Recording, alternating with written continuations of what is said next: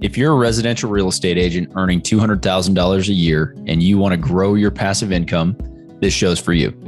Learn the secrets other agents use and hear from experts in our field in order to guide you along your journey to investing in assets like apartment communities so that you can turn your commissions into cash flow.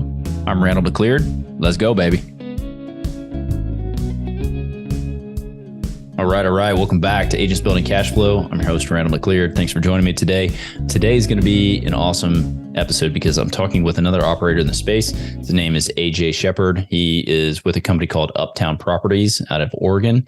They're a vertically integrated real estate company. So they have a very similar, like his background was very similar to mine in that he started out investing in, fixing and flipping and doing that sort of thing with his brother. They got into, they started a property management company. They started brokerage, and now they're doing syndications. They're moving on to larger asset classes, the multifamily space.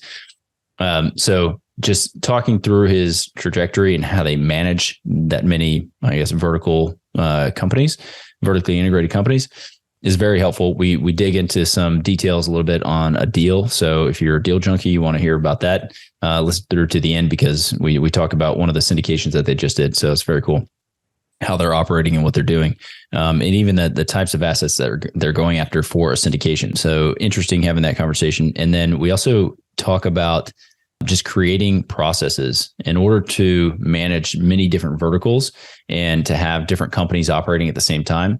As a high-level operator, you need to set systems in place and have processes in place. And so we discuss some processes that he learned, and he shares those with you so that you can implement those in your business so that you can grow as a real estate professional. So very cool conversation again. So as a point or as a reminder, I just want to, if you are interested in the single family investing world, I put together a free course. You can go to commissiontocashflow.com and you can get access to this free course. It's going to teach you about wholesaling. It's going to teach you about sub-2, buying notes, investing in notes, doing owner finance deals, just a lot of stuff on the single family investing world.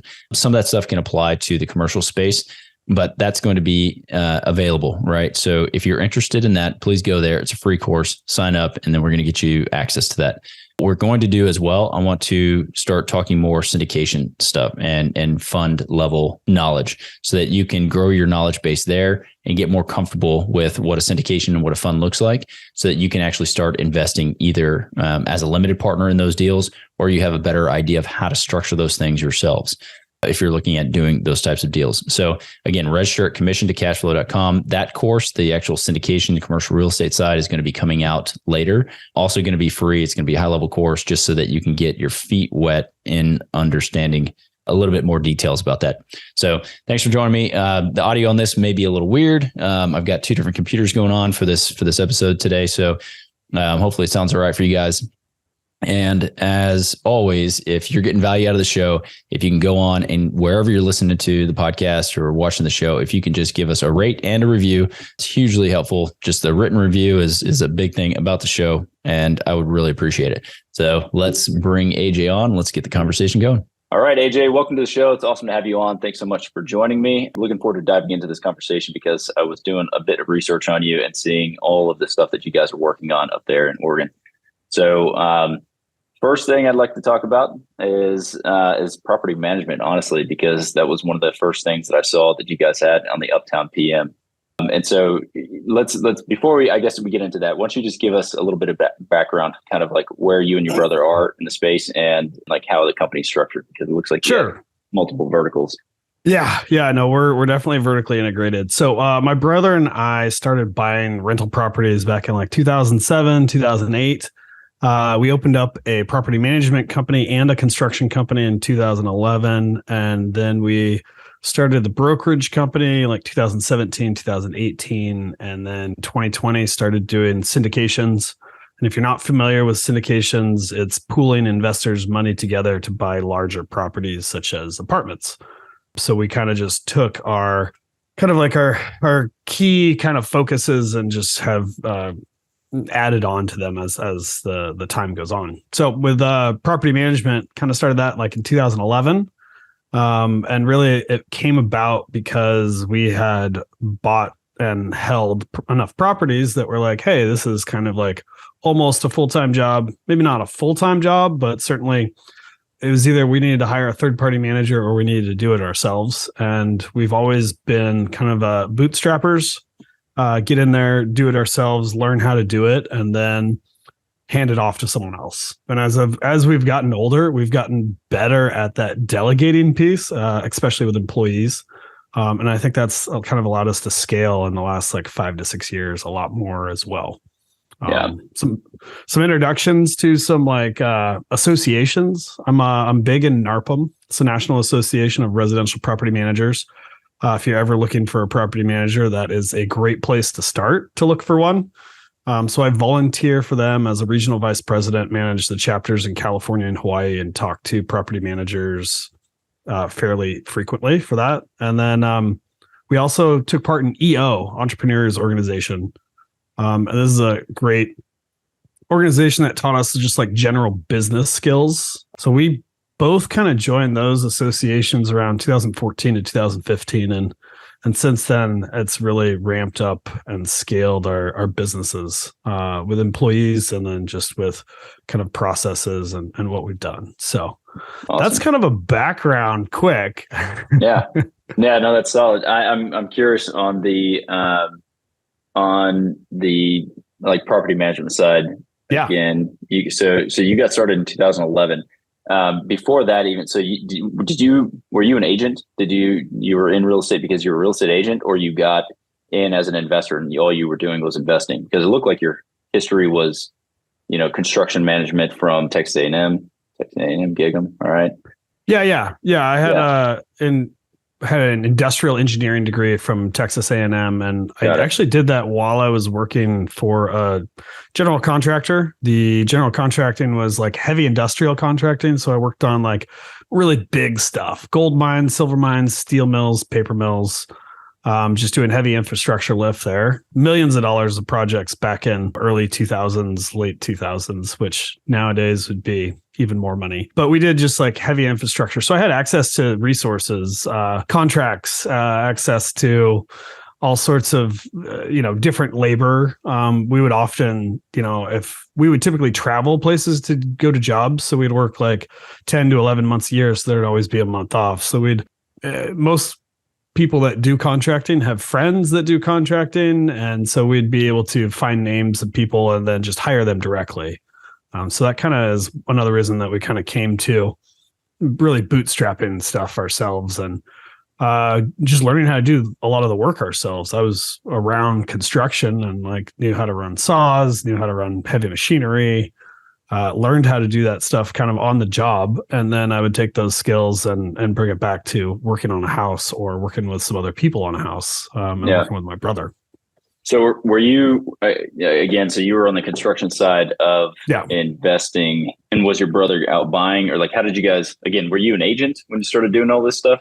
Because now you have a brokerage. So we started using an agent. His name was Eric. But it was kind of like right when we always looked at bank owned assets. We would go in, 2007 was kind of the top of the market, 2008, 2009, 2010, 12. Just the market went straight down and there was so much real estate out there. I mean, we would go in and just put in offers that were ridiculous. And the people that came back to negotiate with us is who we would really kind of start talking with and then like look at a little bit more. So for the first couple of years, we looked at properties with an agent. And then my brother went to school and then became an agent and hung his hat under another person for like 3 years or so. So he started performing just our real estate sales and purchasing. We didn't like represent anyone else. And then the state of Oregon, there's like a 3 triangle tier. It's like you can be a principal broker and you can practice property management and brokerage, and you have to have like a certain amount of experience to get up to that. And I'm pretty sure a lot of states are like this, or you can start out as a property manager, or you can start out as a broker. And so I started out as a property manager and my brother did the broker route and then hung his hat under someone else. And then I practiced all the property management. Got it. Yeah. That's helpful to have somebody that's doing a different track, but you guys are working on the same thing towards the same end. My brother and I have done some work together as well. He came from the corporate world and then came over. We were doing a bunch of wholesales together. So, but it sounds very similar as far as you guys. Yeah. I mean, from an investment standpoint, like the years after college, I had a strong W-2, like working for that contracting company. So we were finding the deals together. Everything was online. We were doing DocuSign at that time too. So I was traveling like kind of all over the West Coast and even the world, and we could still like do deals. And my brother would, I'd help with the planning of like the construction, come up with the Gantt chart, come up with scope of work and all that sort of stuff. And then he would make sure the guys showed up and make sure they got paid every week. And, just kind of go through projects like that. We were big into value add, a lot of stuff. Early on, we took on some like really heavy permits, just like, we bought a place for $100,000 and then we put $100,000 into it with permits. And like the length of time that took, like looking back on it, we're kind of like, that's not something that we want to keep doing. So we tried to like do projects that were just underneath the threshold of requiring a permit. And that's kind of where our value add comes in, is like, we're looking at redoing cabinets, countertops, replacing all the flooring, repaint, fixtures, but no major, we're not trying to move any big plumbing fixtures or move any big electrical fixtures. And so that's kind of our model, which I think there's a lot of people out there that do very similar. Yeah. I mean, it's funny because for the longest time, I wouldn't do anything as far as that, like moving walls, replumb, rewire, those sort of things, because it's easier. You can get in, get out. And then I think I was watching HGTV and I was like, these guys are doing it. Tarek's making all this money. Oh yeah. So it's like, I'm going to do this whole thing. It was like one of the biggest, first big rehabs I did. And it was a nightmare just getting the permits and getting it, it delayed everything significantly and it didn't make me any more money. I was like, okay, bread and butter, go back to the bread and butter. But similar path, it sounds like, because that was what we did. I focused on value add, build the war chest sort of stuff, picked off some notes and did some stuff like that here and there. So just kind of curious again. So you guys started on the property management side. Were you focused on single family or were you focused on small multis? What were you targeting for your property management business? So we started the property management as a kind of support system to our properties. And so we were investing in single family homes at that time when we started it. And at that time, those deals looked pretty good. We could buy a single family home, we could add value to it, and then we could refinance it and we could pull nearly all of our capital out. And in some instances, the bank would be paying us money to do that project. So like literally like owning the property for free. So when those deals were around, we were doing those. I'd say 2012, 13, that kind of market started to drop out just because more people came back to the market from the 2008, 2009 crash, or the Great Recession, or whatever you want to call it, as they started coming back into the market, which started driving up prices and then driving up everything else. So that kind of dried up. And that's, for single family homes, that's definitely where we are today. So that really caused us as investors to move into the multifamily space. So we first started out with duplexes, and then we did a fourplex, and we're like, oh man, like I think it was 2013, 2014, we did our first fourplex. And we're just like, holy cow, the metrics and the numbers on this is so much better than single family, at the time. And so we're like, this is amazing. We should just keep doing more of these. And that's kind of how our career has kept us, and we keep that trajectory going up in larger projects, is that every time we take the next step, we're like, oh man, I can't believe I was doing this the other way earlier.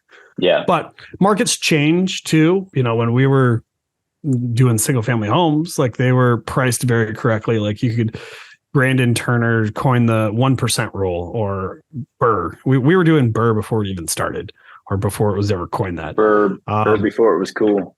Yeah. So the 1% rule, kind of abounded everywhere in that time period. So we were lucky to capitalize on low interest rates, capitalize on low prices, and then higher ratioed type rents. And so we've kind of just followed, trying to figure out where our investments can be much like that. And that's where we've kind of landed in multifamily now. Yeah, I saw some of the stuff you guys were doing. You just did a syndication. Is that accurate? Maybe not just. Maybe you guys did that a while back, but you did like an 8 or maybe a 9 unit deal, and then you have like another 44 unit deal or something you guys did as a JV. So I definitely want to talk about those and kind of discuss what that looks like and where you guys have gone. But in that, like in the ramp up to you guys building these different verticals, just on a business perspective, I'm very curious how you guys were managing the multiple verticals, because as you added the brokerage, were you guys bringing people on, or were you having, just kind of, I guess, walk me through that. So it was the property management. You scaled that to what before you started the next vertical? Sure. So we started the property management and construction. Again, both of these were to like support our own properties. Like having that control in that business was really like where our bread and butter is like our investments. So we're running these companies to, make a profit, but it's not like we're living off that profit. We're mostly, looking to buy more properties and invest more, create more passive income through that way. It's less taxes to pay. Active income is a lot more taxes than passive income. So we really support the passive income and a lot of different tax strategies that you can take advantage of, like such as cost segregation and other stuff that come along with properties. And if that income is passive, you can write it off and you can keep more money in your pocket and pay less taxes, even though on paper it may not show that you make a lot of money. So we ramped up. Let's see, in 2018, we were probably at like 400 or 500 units, I want to say. We were managing for, we've got a couple apartment units that we manage for a developer, and then another syndicator, and a lot of like small multifamily, but then a lot of single family homes. And so 2018, like I want to say it was like 2014, 15. It's kind of when we found EO and NARPM. And that's really when we started hiring like more employees. So probably up to then it was like an assistant and then a leasing agent and then us two. And we were managing like, 200 to 400 units. My brother and I were still writing leases. We were still taking tenant calls. We were still holding open houses. Like we were just like kind of hustling and doing turnover work, doing maintenance calls, like just trying to like really hustle and make the business profitable. So once we got into those organizations, they really kind of like taught us like create processes, create systems, create things that allow for the work to be done the same way and the ability to delegate it to someone else. So we really took that on and started hiring more employees. We also found employees in the Philippines. So we employ multiple people out of the Philippines that are college educated, speak English, and work our hours. And so we have them do a lot of tasks for us now. So we're probably more heavily resourced than most companies just because of the economic advantage that we were able to do and pay those people. So as we continued like through 16, 17 and up to 18 to opening the brokerage, we found that there was a significant amount of profit and not a lot of work in the brokerage. Property management is very labor intensive. And so by, my brother and I spending a little bit more time on brokers and bringing those people in, we could kind of really turn the lever for the company's profit. So we have done that. And I think we have like 3 or 4 brokers. It's also promoting the employees within the company to also get their broker's license, so that like, hey, a tenant comes in and you're like, hey, we already know what your credit score is as a company. Like we should be able to market to you and see if you want to buy a house and move into something. And then also with our owners, there's the opportunity if they want to get out of the landlording game, we can sell their property, or if they want to buy more, we can help them buy more. Yeah. And then knowing specifically about like multifamily investments, it's like, all right, let's move you into not a single family home that's not a real big moneymaker, and let's move you into a duplex or a fourplex where you can really leverage your money up and get good returns. I love that it all feeds, like the funnel just feeds itself. We're proud to be sponsored by Ridgeline Investment Group. Ridgeline has a track record of transacting more than $53 million in assets throughout Texas. Ridgeline's currently looking to acquire 100 to 200 unit Class B multifamily communities between 5 and 20 million in San Antonio, Temple, Waco, Tyler, and other Texas secondary markets. To learn more about Ridgeline Investment Group, visit www.ridgelineig.com. So I got a couple questions for you then. So you talked about the EO system, and is that tied at all to like Traction and Gino Wickman? Yeah. Is that kind of okay? Yeah, that's okay. So yeah, Big Entrepreneurs Organization, they really promote Gino Wickman's Traction and Scaling Up. So yeah, I mean that was a huge game changer for us too when we started. Yeah, it's just like system. I mean, if you think about it, it's like an operating system that your computer has. Like you can run Linux, Windows, Mac. It's like an operating system for your business. Yeah. Not everyone's the same, right? You can customize it. You can have different images, you can have different programs, you can have different whatever, but like it's kind of like the backbone of like, the meeting pulse and some of the stuff that he provides in Traction is pretty amazing. Like we use the delegate and elevate form a lot. Yeah. When I'm telling people how to work with people in the Philippines, that's usually the first form that I go to is like, okay, what are you good at and like to do? And then what are you not good at and do not like to do? Yeah. What do you hate? Yes, exactly. Yeah. I have a column on my Asana board that is like, what do I not want to do? And then every time I do something, I put it in there. It's like, okay, this thing's going over there. It's going to be delegated. So on that point, I wanted to talk about, I guess, going through that system.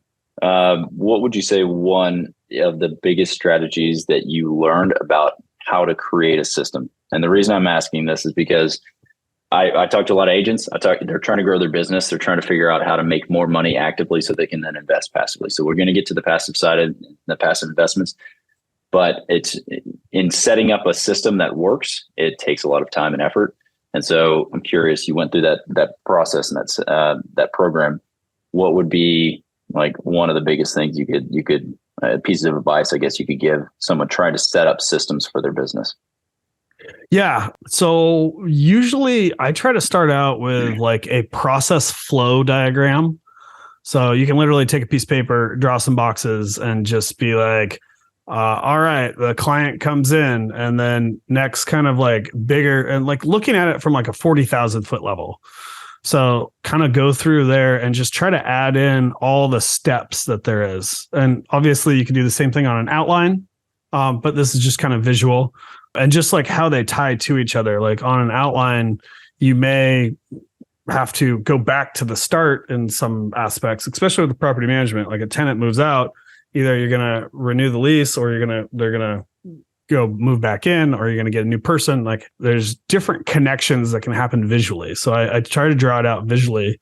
And then after that, it's like, okay, then this doesn't happen overnight either, right? Like it's something that's like you try it and then you refine it and then you try it again and then you refine it and you just kind of keep going in this circle. And we still like change our processes in property management. Like in Oregon, we just had HB 1201 pass, and now all of our evictions went from 72 hours to 10 days. And so like we have to go change that process. Like it's not something that's ever going to be just a piece of paper and just sits there. It's definitely going to be ever changing. So I started at like 40,000 foot level, and then like go down and dig into like one of those boxes and be like, okay, in those boxes, what are the actual steps? Write those down kind of like on Word, Excel.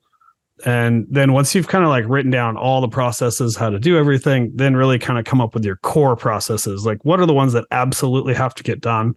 What are the ones that are nice to get done? And then, then it's going back to those core processes and making sure that those are delivered to new teammates. So that's kind of like overall arching of like what we do. We're in the process of doing that for our syndication company.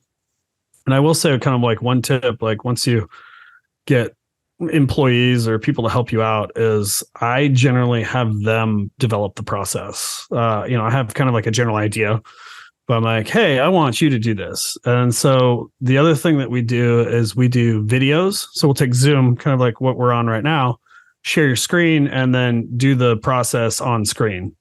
So what that does, it also hits people's audio, visual, and kinesthetic learning types. So not everybody learns the same way. So having these processes written down and so they can be assimilated in different methods of, I'm going to say the same word again, assimilation, allows for people to learn in different ways. And that helps them learn faster, quicker, and gets that learning curve down a little bit more. So the last thing that we do is we'll bring on a new employee, have them go through all the old processes, and then ask them like, hey, what's different? And then we'll actually have them go through and make new videos of the same thing so that they are talking through that process. And then it gets sent over to me. I can review it and I can be like, oh yeah, it looks like they know how to do it. If there's something wrong, then we can correct it. But then they actually know how to do that exact process. Yeah, I love that. So that's a big thing in EOS as well. We had an implementer come down and he was talking to us. And so just to add to what you're saying, because it's very important when you're trying to go and actually create a company that can scale, to have these processes down. And so what he did and said, okay, do that visual as it is today. And then somebody would go through and then like, okay, this is what it looks like. And like, oh, wow, that's terrible. Okay. And then one guy thinks it is not what another guy thinks it is. And so there's clearly a disconnect. And so then you say, okay, here's how it should be. And then you go and you actually create the should be. And then what you can do with that, obviously, then you can give it, like you said, to new employees. Instead of having to retrain all of that, it's there. It's a process map that people can follow. And day one, they understand, oh, a new client comes in. This is the whole flow of how I get them to actually close the deal. And so I love that, man. It 100% is hugely beneficial. And now everything that I do, that's how we implement processes. So take that advice. One thing that I will say, you were talking about drawing it out. So one tool that we use, and I don't know if this is across the board, but our implementer was one that introduced me to it, is Lucidchart. It's just it's a way you can create process maps. There's a paid version, there's a free version, but when you create it with a team, you can put links in there. So if you have like an actual predefined process within a process or within swim lanes or whatever, then somebody can click on the link and it'll take them to like the explanation page of that or a video explanation page of that. You could do it within Google, I'm sure, like Google Docs or something, but it's just not as intuitive. So that's one. And then when you are creating videos, one thing that we started using was Temi, or any kind of transcription. So TEMI, you can load a video in there and within seconds, you have a full transcript of that video. And so if somebody does learn better through the actual reading portion of it, or you just want to have like written right next to your video, you can do the exact same thing. So it's a quick way to have both in there, and you don't actually have to ever write anything down. You can just do the video, do it, edit the actual text, and then you have the whole thing in there. Was so that Temi like a new AI? No, it's an old. It's TEMI. It's been around for a while. There's a number of transcription like apps or websites. That one was just super easy, and we just, again, you throw a video in it and it's got it all put Sweet. out. So just for anybody else, if you're trying to write a book, if you're trying to like do anything, you have all the stuff you're trying to reproduce or regurgitate content that you've already created. It's a super simple way. Like if you've created a video to now say, here's my ebook. I'm gonna turn what I just said into an ebook, and then it's like a free resource you offer people. So anyway, hopefully that was helpful to go through that process for somebody listening. But I love the fact that you guys are doing that. So let's get back into real estate though. That was business. I had one more comment on the processes that I forgot to mention, is that now we've actually moved to like dynamic processes. So we have a program, it's called Lead Simple. It's a CRM. You definitely have to pay for it, but it has automation attached to it. Other similar kind of project management softwares that you can use are Trello or like Asana. And then if you really want to get into programming, Process Street can be programmed for processes. I've known people that have done that using Zapier too to automate tasks. We use that a bit, but we definitely had some consultation on how to set it up. But the cool thing about Lead Simple is like we can go in and just like change the process, and all the templates are there and everything that like are associated with the business. So it's very uniform, even though there may be multiple people performing the same job. Yeah, got it. Yeah, that's very helpful if you have the CRM set up with your process already set up in there. Okay, very cool. So yeah, let's get back into real estate. So you guys have the brokerage, you have some agents in there. What sort of stuff are you guys doing right now on that side? Are you pushing that, or is that really just geared towards your own property, still scratching your own itch? Yeah, my brother and I really just perform on our own sales. We do, I don't know, a few fourplexes a year kind of now, but we're mostly geared on larger multifamily. Okay. And that's the syndications. Yeah. We have brokers that some of them work for us as leasing agents, some of them are just brokers, and like they perform real estate on the side. We manage that as like a principal broker, make sure that they've got all their docs and that sort of stuff. But we're not like actively trying to grow that business. We kind of have a niche as like very much like an investment firm, and so small investment. And there's not a lot of people that have the amount of knowledge that we have in our area. So there's a couple other companies that are like ours, but it's not a huge thing that we're spending a lot of time on right now. So I would say we're more spending time on the syndications and doing larger deals.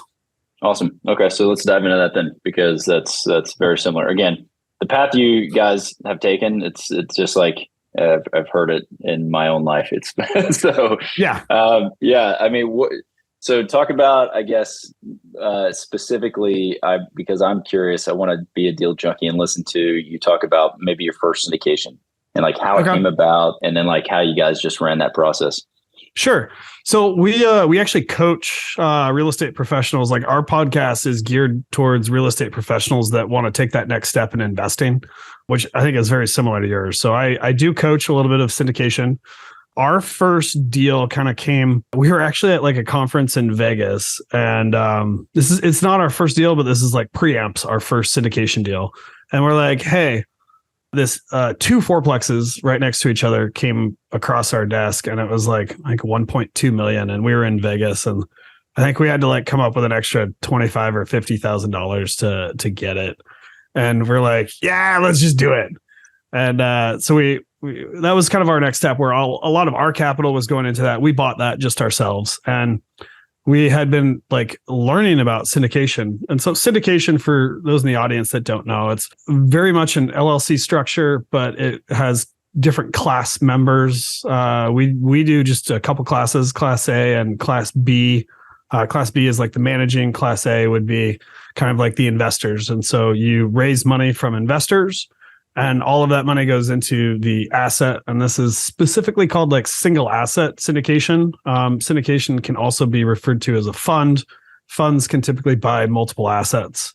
So just if you're looking at syndications, they're also called private placement memorandums or private placements. But the basic kind of concept is you are pooling multiple people together. And when I say multiple, I mean kind of like 10 or more. If you're doing 5 or less people, usually you can just structure it as a partnership LLC. And I'm not a tax attorney or a CPA, so I cannot give tax or legal advice. Just disclaimer real quick there. So we got into this like 8 unit, and we're like, man, it'd be really cool to syndicate this. And like, as I was listening to podcasts and educating myself on syndication, like what everyone kept saying is like, you need to mock up a deal. So like to get really comfortable talking to investors, like you need some like materials, you need some marketing before you go put an offer in on a place to buy something where you don't actually have all the money. You need to be comfortable that you're going to be able to perform on that. And so like coming up with all the materials prior to, so this 8 unit that we bought, while we were renovating it, doing all this stuff, like over 6 months, we came up with all the materials, and we kind of like pretended like, oh, what if this was a syndication? What if we could offer this? So we kind of like extended that runway for ourselves on what we needed to do in order to like syndicate that property. We still own that property, and we didn't actually syndicate it. But the next one that came up was that 9 unit deal. I think you probably saw it on our website. Yeah. And we raised $400,000. We were kind of surprised how quickly we could do that, and having a track record in our area, and both my brother and I being partners and having a large social network, like it came pretty easy. It still was, difficult, like learning how to have those conversations, learning how to approach it, like who's going to be good for investing and who's not. And so that's been kind of exciting for us, like learning how to do that. So, that deal, we're actually coming full cycle on that. We're putting it up for sale here in, I think, this week or next week. And then we did another 12 unit like I don't know, in 2020, and that one's going up for sale this week too. So those, once those sells, we're giving investors their money back plus, I don't know, 50, 60% over 3 years. So that's a pretty cool return for them. It's exciting for us to go full cycle. What we've been told by people that are farther along than us, that is, as soon as you have a couple under your track record where you've gone full cycle, and by full cycle, I mean buying, doing the value add, and then selling and returning investors' money, the money comes a lot easier. So we're, as of right now, we're closing on a 47 unit with about a $5 million raise in the coming week. And we've already raised all that money for that. So it's pretty exciting how quickly in like a couple years we can go from raising $400,000 to raising $5 million. Yeah, that's awesome. So I want to dive back into that other one, but you just said it, $4 million on a 40 unit. So are you paying cash for that, or is it $200 a door? Like, that's a heavy raise on a 40 unit. 47 unit, $5 million. So we got an assumable loan at 6.2% or 6.2 million at 3.46%. Okay, so those things are trading $200 a door. Yeah, Portland market's pretty elevated. So like new construction, our median house price is $540K. Apartment doors right now are trading between 200 to 400. New constructions at like 360, 370K a door. Yeah. Okay. So yeah, that's much. It's different than down in San Antonio here. Yeah. It's like, for sure. 1 to 120 to 150, something like that. I mean, unless it's class A. That's what well, I mean, we're also looking in Jacksonville, and like there was a deal that came on the market. It was like 90K a door. I was like, oh wow. But then you start looking at the expenses. Like one thing that's interesting is we're looking at other markets now, and the expense ratio to rent, like income to expense, is just astronomical. I mean, there's a lot of people that are like, oh, Oregon's got rent control and all that sort of stuff. Well, there's some other advantages that we do have. Like our expense ratio is much lower. Taxes are lower. No sales tax. Like it's going to other markets, it's kind of a little bit of a slap in the face to us. We're like, oh man, how are people doing these deals? But I think it takes a lot of work. It takes getting to know the right people, getting in trained in what's going on. So yeah.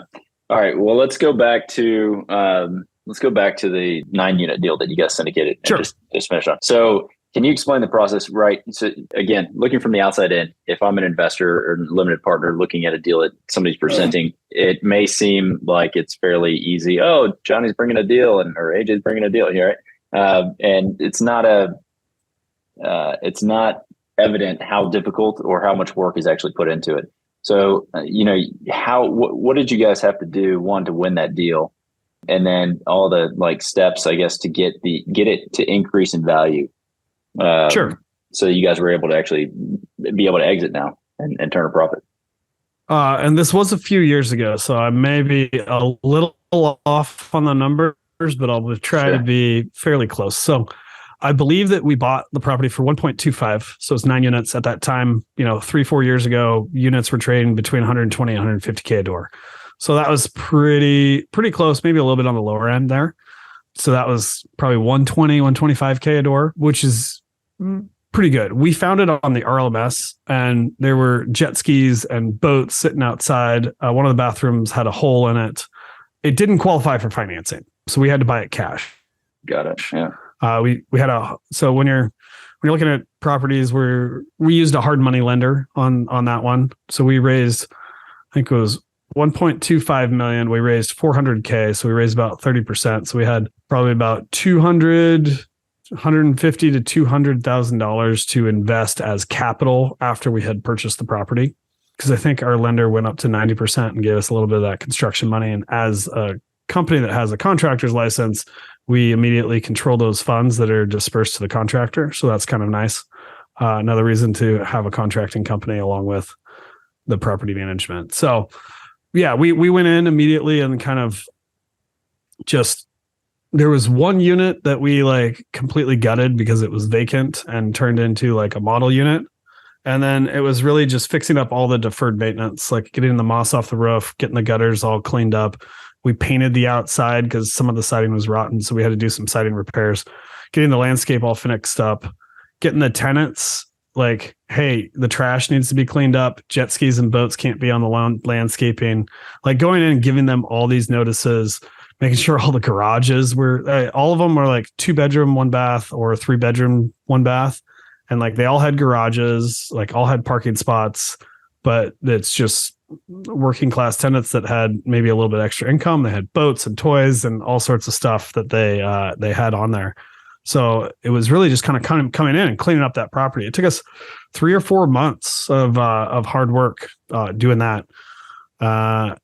And we made a mistake. This is one of our first ones. So like when you jump from residential lending into commercial lending, there's all these different rules. Everything's based on the asset. There's just a different set of rules. So we were 6 months down the line. We're like, oh yeah, let's refinance. Because that's what we would do if we were in residential, right? Well, it turns out in commercial that if you haven't held the property for more than a year, you can't do a cash out refi. So we went with Fannie Mae, Freddie Mac loan, and they're like, oh yeah, you can only get 1.4 million. We're like, huh? We're like, yeah, it's worth, normally you can do 80% up to 80% LTV, and it appraised for like 1.9 million after 6 months. So we'd almost made, 40-50% on it. Oh. And they would only loan us like $900,000 or $1 million. We're like, okay. And we were planning on using that refinance, like cash out, to then like go fix up the multiple units. So not having that like capital in the beginning, we still got some back. And we use that to fix up the units, but we've just slowed the roll on the other 8 units by just using money from cash flow. So we'd re-rent a unit instead of like turn it largely if we didn't have enough capital in the account. So that's kind of why it took a little bit longer than we anticipated. Can I ask you a question about that? Sure. So when you were getting the finance on the front end, did you guys not have the conversation with the hard money lender about CapEx for the turns, or was that just how did you guys structure that? Because if they were lending 90% and you guys had the unit repairs, I guess in the budget, would they have financed 90% of those repairs to where it would have been maybe not out of pocket, or did they do that? Maybe they did that, and that's. Yeah, I mean, at the time, interest rates were super low, so we were looking at 2.85% instead of a 9 or 10%. So we wanted to get out of that hard money as soon as possible. Sure. Okay, but you guys were holding off on the rehab on the interior units until you guys had the capital from the refi. So I'm just saying you didn't want to roll that into the initial loan for some reason. I just didn't understand what the rationale was there. Yeah, there was Am I misunderstanding? Maybe I'm misunderstanding. Yeah. So the original purchase price was like 1.25. So the original loan was like $900K. So when we went to refinance, because we hadn't held it more than a year, we weren't able to do a cash out. So they would only do a rate and term, which is pay off that $900K. We had to absolutely fight with them to be like, hey, you need to at least give us like 50 or 70% of the capital we put into the place, because it didn't just go from 1.2 to 1.9 by sitting there for 6 months. Like, so we could only get the loan up to like, I think it was 980 or maybe 1.1 or 1.02 million for the Freddie Mac. And we had already invested money.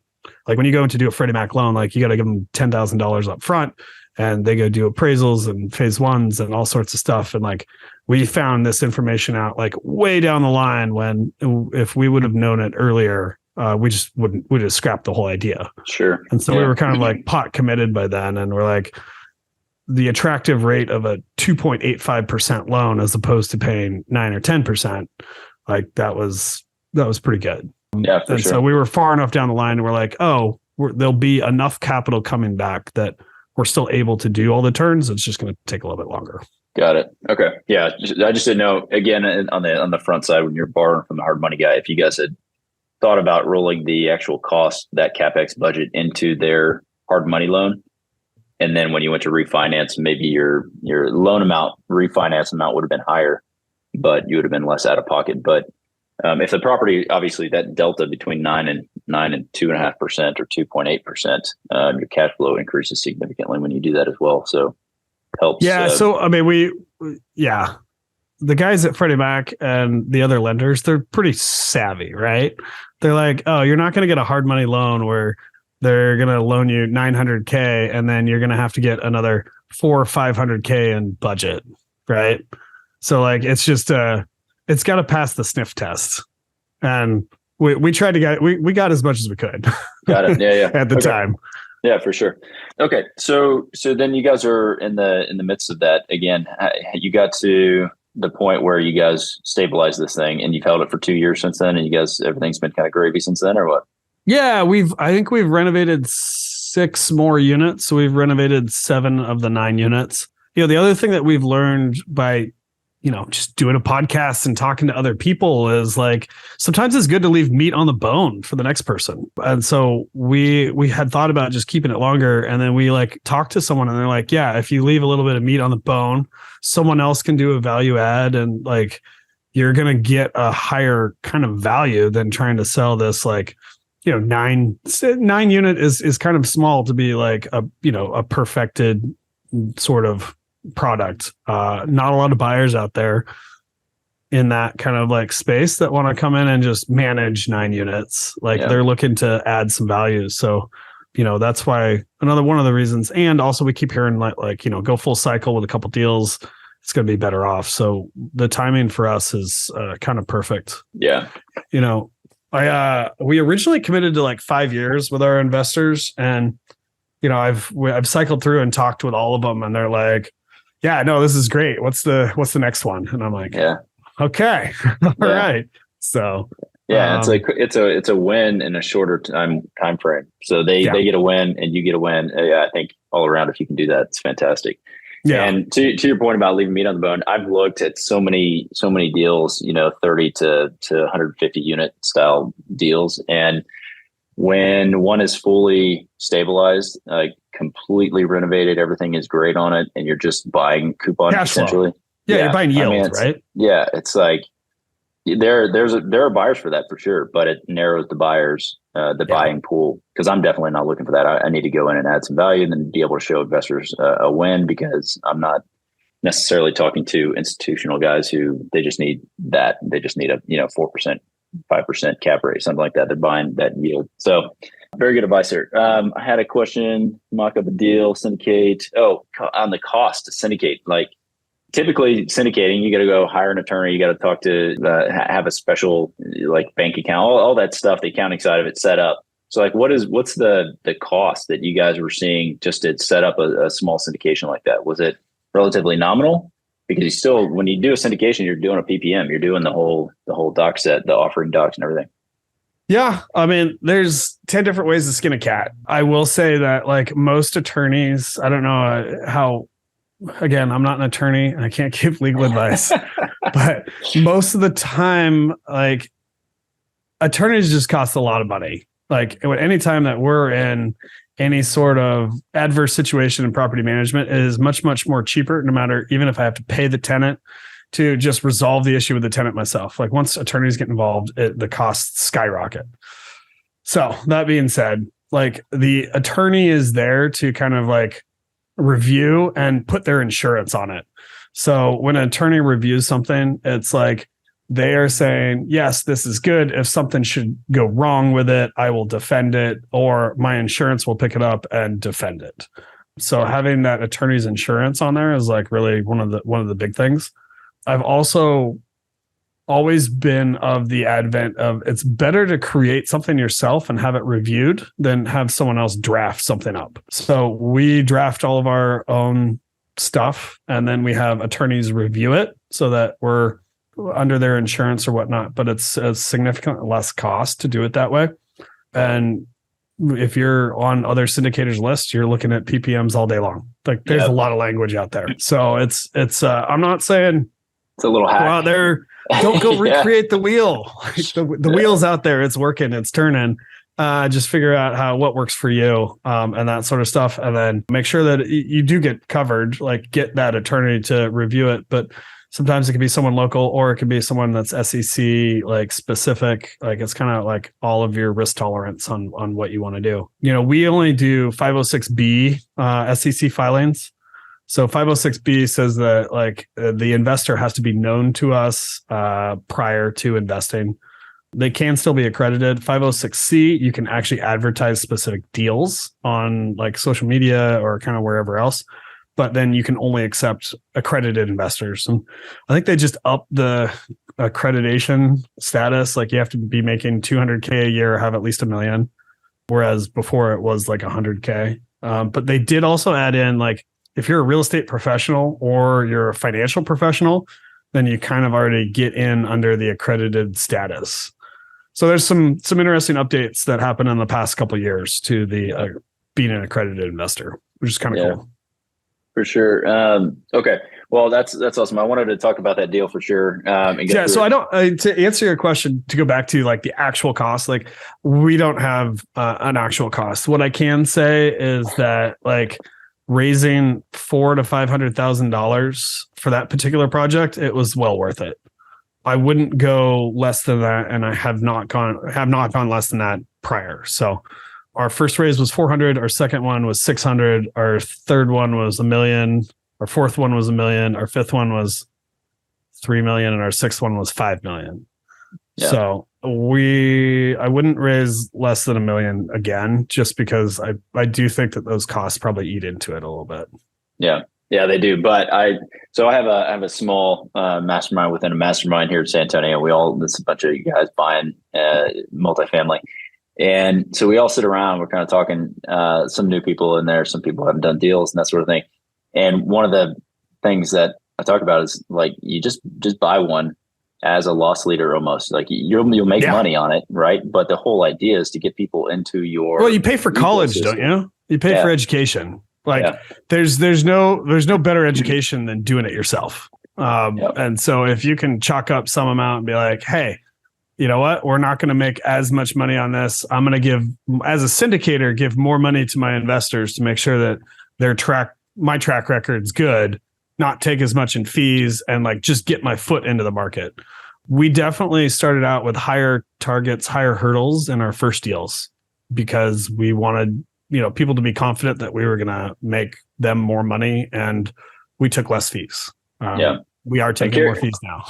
Yeah, I'm curious. No deal specifics. Obviously, you got 506Bs going on, but if you were to think about deal structure now, like what kind of offerings are you seeing either in the marketplace now compared to like 3 years ago, or that how have you guys? Yeah, I mean, it's inherent. It's inherent as interest rates go up, IRR is going to come down.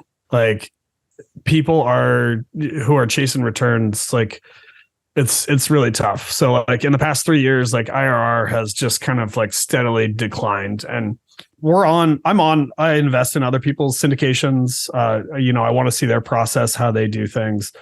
So I'm on other people's lists, like want to see what they're offering. And I've definitely seen like stuff like 3 or 4 years ago when I was like starting to research. I want to say I saw stuff, high above like in the 20s. I was always kind of very wary of that because the higher IRR, the more risky it becomes. Maybe they're doing something weird with financing, or they're not distributing the first year, or like who knows what's going on. But the kind of the norm, I won't say norm, but a lot of what I'm seeing is between like 12 and 20, kind of centered right in the middle there. Are you seeing pref change, or how are you seeing that side of it structured? Is it 7-70-30, 8-80-20, 80-20 straight? Like, and I'll explain some of those. Yeah, I mean, we can talk about waterfalls and structures like all day long. Like once you kind of understand the ways that a structure, like if understanding what pref is, like all those numbers can change, and then waterfalls and hurdles. Like, I mean, there's no regulation on it whatsoever. I mean, the SEC doesn't say you can or can't do this, or what can or cannot be done. So there's a great book out there by Brian Burke. It's The Hands-Off Investor. And he goes through how to be an LP, what questions to ask. So LP and GP are the two terms. GP is the general partner. LP is the limited partner. Also could be referred to as sponsor and investor. Investor being the LP, sponsor being the GP.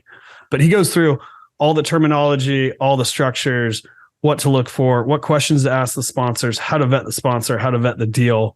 The main theme is vet the sponsor, not the deal. A good deal can be screwed up by a bad sponsor. A good sponsor can turn a bad deal into an okay deal. Good sponsor can turn a good deal into a great deal. Bad sponsor can turn a great deal into an awful deal. So it's really about the person performing it and like what they can and cannot do on what their experience is. Yeah.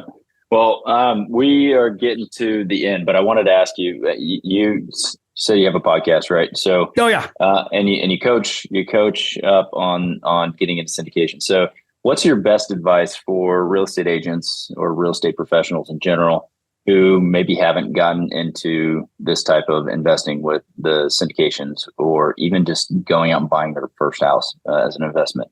What would you say to them? My best advice, when I was like really starting to get into research, I got a new car and I turned my car into podcast, books, listening audio, like as I was driving around, like the continual education of yourself and investing in yourself is probably, I think, the number one thing that you can do. So even by listening to this podcast, you're probably on your way there, but continue to seek out podcasts and other books in the areas that you want to learn and that you want to grow in. And then don't be afraid to take that first step. Like, even if you don't make money on the first one, the experience that you're going to gain through taking a first step is going to be monumental. And there's no substitute for doing. Yeah. Great advice. Yeah. Well, I want to wrap it up. A couple of questions real fast. What's your best or your favorite pastime not related to business? I have so many, but I would have to say boating and like I kiteboard, snowboard, surf, and then I also play a lot of golf. So. Very cool. Yeah. So, all right. If I'm ever up there, you got to take me to all of those. Yeah, for sure. Come in the summer. Yeah. It's rainy and miserable here right now. I'm ready to go back to the sun. Yeah. I've got a couple friends that live up there. They just moved up, but all right. So that's cool. Very cool. Very similar interest in that on that front. What about the name? I guess something great that's happened to you or your family in the last 60 days or so. What stands out? Well, it's actually something great that's about to happen. My brother is about to have his first baby. So that's exciting for our family. I don't have any kids yet either. So that's pretty exciting. That is very cool. Going to be an uncle. All right. That's cool. Congrats. Thanks. And then name one or two people who've been most influential to the way you think or your success. I mean, my dad, he was in real estate prior, has always kind of been like, own, don't rent. In order to create wealth, you have to own things. So that's been pretty influential. I had a mentor kind of like in the construction company, and he was another mechanical engineer, and he was very good about giving me something to do, but not letting me know how to do it. And that sort of critical thinking that I had to develop, even though like I made some mistakes, and like looking back, I know I made some mistakes, but the ability to learn and try and fail and have that safety net was pretty influential and helpful. Having that confidence to know that like I'm going to be able to pick myself up and continue on as I got out onto my own was super helpful. Yeah. And that's great advice, or great tip of way to do things. I think about that a lot with my kids now. So with little nephew coming along, is it a boy or a girl? Do you know? It's a boy. Boy, yeah. So yeah, that's just try to do some of that. It's a constant thing. So AJ, it's been awesome getting to know you. I appreciate you sharing your knowledge and information. I'm going to link to some contact information to you in the show notes, if that's all right. Awesome. So people can reach out to you directly. Or listen to my podcast, the Westside Investors Network, WIN for short. Yeah, I saw that on your website too. It's awesome. So we'll plug all that stuff down in the show notes. You guys check it out. AJ's awesome, and they're doing some good things. So thanks, man. Catch you on the next episode. Did you know that 80% of the agents we speak with got into real estate in order to gain passive income so they could obtain financial freedom and become work optional? If you want to stay up to date, the best way is to make sure you're subscribed. So if you haven't done that, go ahead and do it now. We'll catch you on the next episode.